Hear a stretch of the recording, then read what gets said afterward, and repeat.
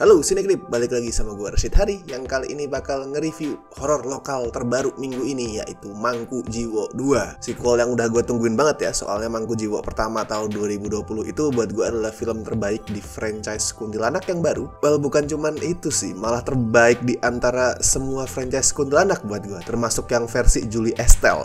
Karena gue punya pendapat yang sedikit berbeda tentang seri kuntilanak yang lama itu. Dan Mangku Jiwo 2 ini hasilnya sebenarnya masih oke, tapi gini, nonton Mangku Jiwo 2 itu ya, itu kayak lo datang nongkrong nih sama teman-teman lo, tapi lo datang telat. Teman-teman lo itu ngobrolnya udah jauh banget, udah kemana-mana, udah ngalor ngidul, dan lo sebenarnya ngerasa obrolan mereka tuh menarik. Tapi karena tadi tuh lo telat ya, lo tuh susah buat catch up. Terus kadang ngerasa, nih mereka lagi ngobrolin apa sih, kok seru sendiri.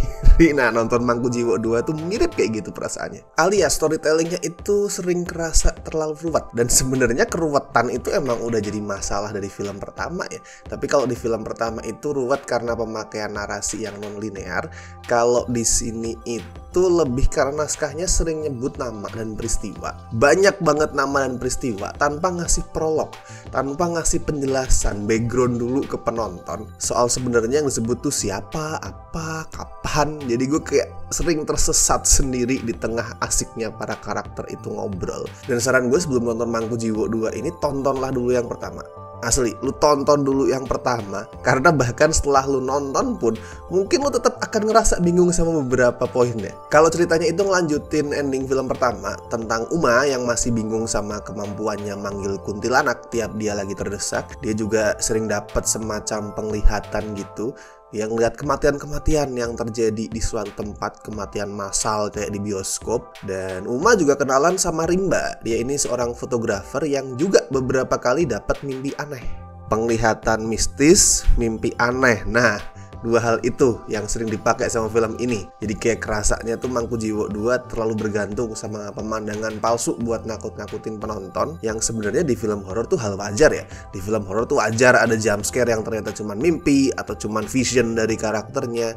Tapi kalau diulang-ulang terus, impactnya tuh jadi berkurang. Soalnya penonton jadi mikir gini, alah paling cuman mimpi. Dan pas kecurigaan itu benar alias adegannya cuman mimpi, antisipasi penonton ke teror-teror berikutnya itu berkurang banget. Walaupun ternyata teror yang berikutnya muncul bukan mimpi, tapi mereka udah terlanjur merasa aman gitu dalam tanda kutip, kayak mimpi paling ini mah, nggak ngerasa ada kekhawatiran, kecemasan, karena terlanjur terbiasa gitu sama pemandangan-pemandangan yang nggak real. Untungnya Azhar Lubis tuh yang balik jadi sutradara masih berani ngelempar gore. Adegan-adegan kayak jantung yang kecabut, terus muka orang yang rusak karena dipukulin pakai tongkat golf, terus leher digorok, orang gantung diri dan segala macam, itu masih banyak muncul dan masih fun buat yang demen gore. Tetapi lu jangan ngarep 120 menit Mangku Jiwo 2 ini isinya gore, didominasi sama gore. Enggak, sama kayak film pertama ya, Mangku Jiwo 2 ini berusaha untuk bercerita. Masalahnya adalah cara dia bercerita itu adalah dengan ngobrol. Alias selama 2 jam tadi kita lebih sering lihat orang ngobrol,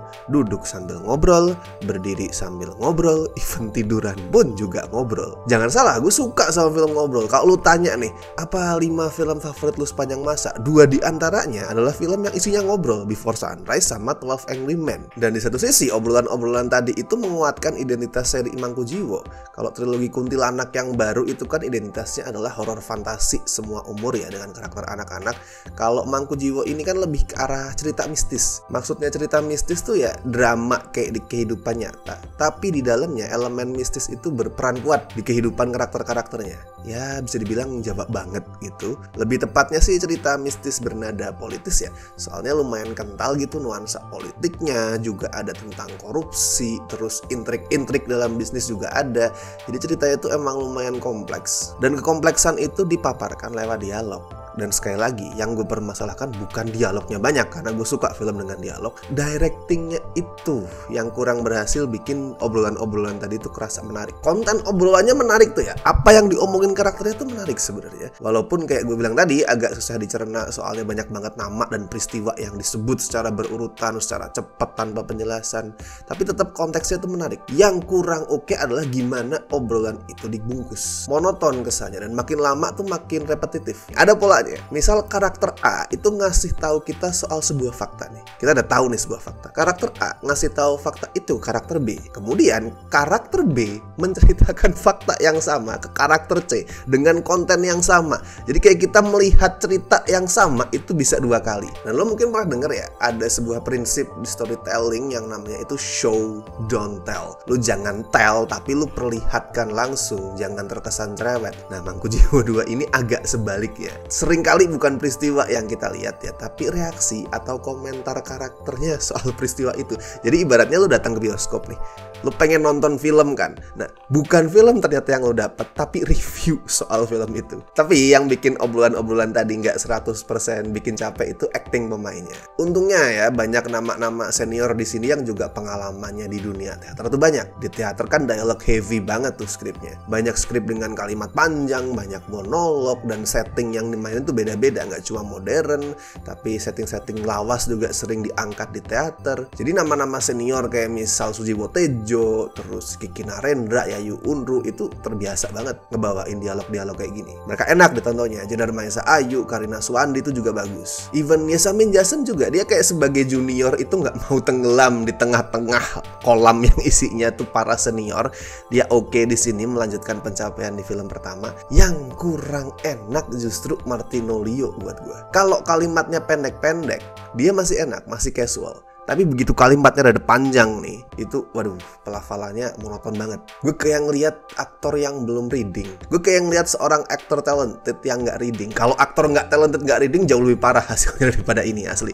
Tapi karena Martinolio ini emang talented, jadi nggak parah-parah banget, cuman mengganggu, monoton cara dia ngomong. Kenapa gue bilang kayak nggak reading ya? Karena kalau yang namanya reading itu kan ada beberapa fungsinya, tapi salah satunya adalah menemukan pelafalan dan intonasi mana yang pas. Jadi lu bisa ngelatih variasi-variasi intonasi ngomongnya mau seperti apa. Oh, di part ini gue harus naik apa turun, terus temponya juga gimana biar variasi, biar nggak semua itu cepet terus, tapi kadang-kadang lambat, kadang-kadang cepet, kadang-kadang lambat. Nah, hal-hal kayak gitu tuh bisa didapat dari reading. Dan di sini Martinolio nggak memperlihatkan itu, monoton. Di saat kalimatnya panjang ditabrak semua, dan itu makin kerasa. Soalnya di sini Martinolio tuh pernah satu frame sama hampir semua aktor senior yang ada. Pernah satu frame sama Sujiwo Tejo, sama Kiki Narendra, sama Yayu Unru, sama Jennar. Jadi kebanting rasanya. Begitu masuk ke third act, nah baru makin seru ini film, makin bersahabat sama penonton casual, sama penonton yang datang tuh buat ditakut-takutin. Dan gue personally suka sama klimaksnya, bukan cuman karena seru, tapi klimaks itu tuh nguatin penokohan karakter-karakternya. Terutama si Brotoseno yang diperanin sama Sujiwo Tejo. Itu mereka adalah para pemilik kekuasaan dan kekuatan yang licik dan penuh tipu daya. Nah, itu dikuatin banget sama klimaksnya, gue suka. Dan kalau lo perhatiin, di film ini ada 2 cameo aktris terkenal. Gue nggak akan reveal siapa, tapi sekali lihat lo akan tahu 2 orang itu muncul bersamaan. Dan salah satunya itu munculin koneksi sama franchise Kuntilanaknya Julia Estelle. Jadi dia adalah karakter yang dulu sempet nongol di film Kuntilanak Lawas.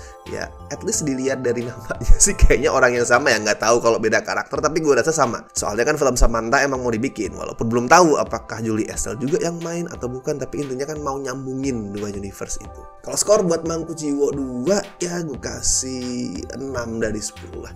Masih oke, masih lebih bagus dari trilogi Kuntilanak yang baru, tapi jelas nggak sekuat Mangku Jiwo yang pertama, karena gue suka banget Mangku Jiwo yang pertama. Baiklah, kalau begitu buat kalian bagaimana yang udah nonton Mangku Jiwo 2? Apakah kalian puas atau bingung sama ceritanya?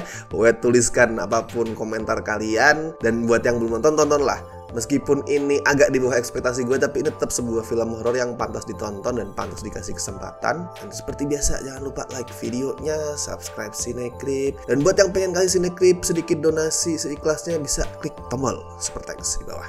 Sip, oke, dan kalau gitu gue Rashid Hari, see you in the next video.